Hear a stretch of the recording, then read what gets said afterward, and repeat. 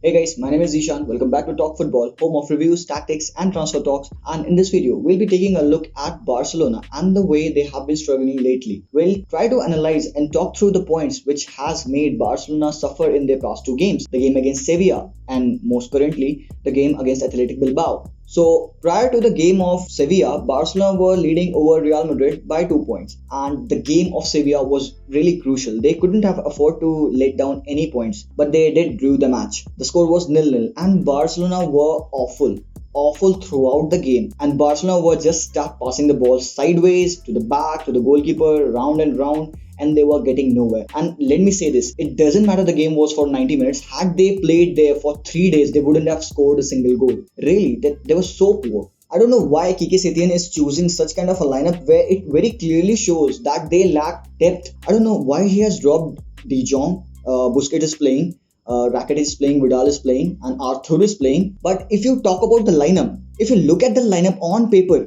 Messi is there, Suarez is there, Griezmann is there. This is the best lineup on paper. And if you see the midfield, Busquets is there, Arthur, Vidal, or even Rakitic, De Jong, all of these people, these are the best players that you can have on paper. But talking about their form or their utility in the team, is it the right pick? No, it's not. It's utter shit. So the team of Barcelona in the game against Sevilla was the oldest team ever to have played a game for Barcelona. So now just look at the fact that Kike Setien, either he's afraid to drop Suarez, either he's afraid to drop Rakitic or Vidal. I don't know why, if he is being pressurized from the board or the players or the fans. So the match against Sevilla was pathetic. As much as I know, Kike Setien must have learned a lot, because the next game was against Athletic Bilbao, and those two teams are almost similar, because now I think so that most of the teams of the La Liga, or should I say every team in the world, now has read what Kike Setien's plan is, and every team in this world can very easily contain Barcelona, because all they need to do is put up a 5-3-2 formation, 5 people at the back with 3 at the covers and 2 up front, and you can really nicely contain Barcelona, because all they have been doing is attacking to the middle.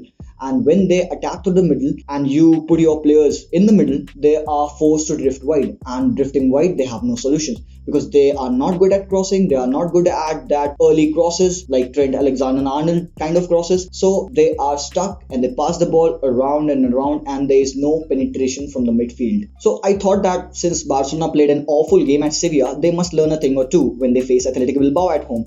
But this didn't happen. Setien played with the forward three of Messi, Griezmann and Suarez, and in the midfield he put up Arthur with Busquets and with Vidal. And let's start with Busquets first. He had an awful game. He was yellow carded and probably should have been sent off for the challenges he has made. Apart from the 2-3 ball retrievals that he made, let's talk about Arthur. I don't know where that guy's mind is right now. What has happened to him? Either these are the transfer rumors, or being linked to Juventus, or just being the pressure of it all. He has lost his game. He is just playing so safe. He is just passing to his sides. There is no penetration, there is no verticality. And about Vidal, okay, in the first half, Vidal was awful. We have seen and we like Vidal because of his vigorous kind of play. But that's not always necessary. Barcelona need a technical player. Okay, Vidal is fine. He brings that fight to the team. But throughout the first 45 minutes, Vidal was invisible. He was nowhere to be seen. But the main topic of this video is how Kike Setien changed the game at halftime. What is that little twerk that he made, which he was unable to make in the previous game against Sevilla, that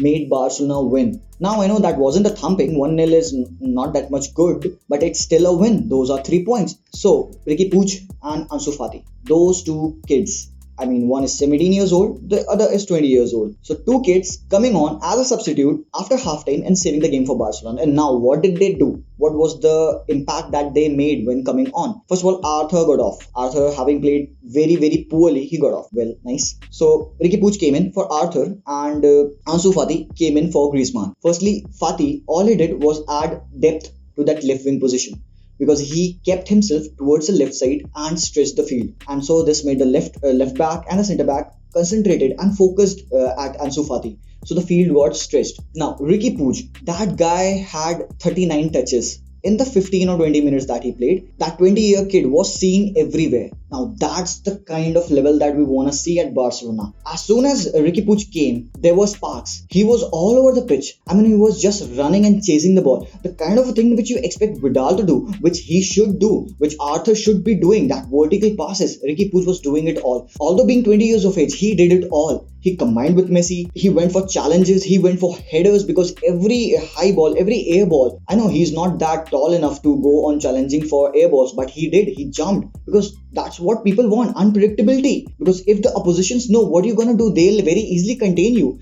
Ricky Puig was unpredictable, and so was Ansu Fati. Those two kids had such a wonderful game, and in the end, Messi and Rakitic saved the day. The goal was crucial, very, very crucial, and this tells us that what is Barcelona actually lacking. Barcelona is lacking that intent, that spark, that effort, that aggression that you need in the midfield. Because if your midfield is not aggressive enough, if they are not direct enough, if they are not seeking you out, how will you even imagine that you're gonna penetrate the defense? And in the next game which are coming, the game against Celta and the next game against Atletico Madrid, they cannot seem to drop points, because if you drop any more point, you are losing. And if Quique Setien doesn't learn from these experiments, if he doesn't start Ricky Puig, if he doesn't start Ansu Fati, or just don't start them, but at least bring on for more than 15 minutes, bring them on at the halftime, let them play. Suarez should be dropped. I mean, he's over as a player at Barcelona. His touches, his goals and everything, they are just dead. He cannot run, he cannot pass, he cannot shoot, he cannot finish. So what's the point of playing him? I don't care if we win or lose. I just want to see Quique Setien using sensible lineups to favor the style of Barcelona. I don't want this Barcelona to be dead. I want them playing beautifully yet losing. It would be fine. But I don't want them playing badly and winning. There's a big difference. So let's just go straight ahead and try to talk to a Barcelona fan, and let's just see what are his views regarding the playing style of Barcelona currently. Wait up.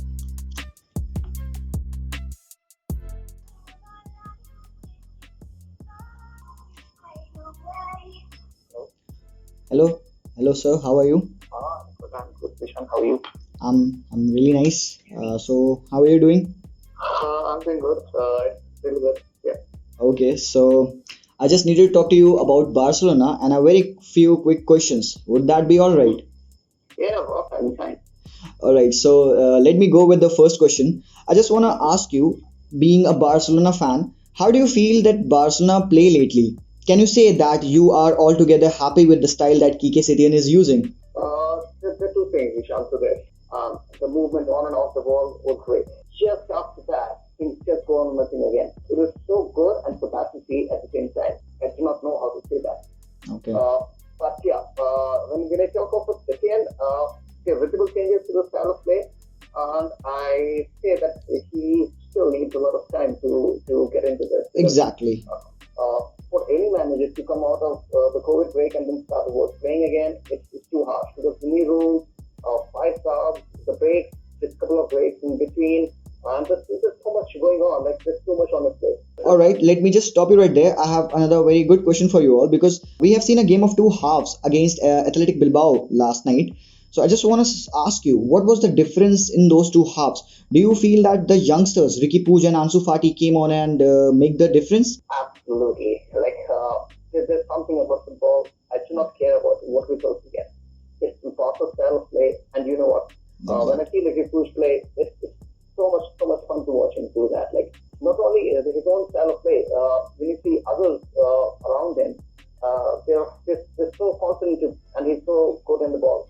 Yeah. All right, Pratik. That was really amazing to have you on our channel, and we'll be talking to you soon. So I wish you a very good night and see you soon. Thank you. Yes, sure. See you. Yeah, thanks so much. So there you have it, guys, the voice of Pratik Tiwari from Delhi, a very strong follower of FC Barcelona since ages, and he had told us exactly what we wanted to hear. I hope that all the fans will be a bit relieved knowing that we actually know what the problem is. Because the first thing is pointing out the problem. If we know the problem, we can eradicate it. So if Setien is wise enough to see the problem, he should have eradicated it. And if not, then my friends, the league is lost to Real Madrid. So I'll see you next time. Until then, as always, peace out.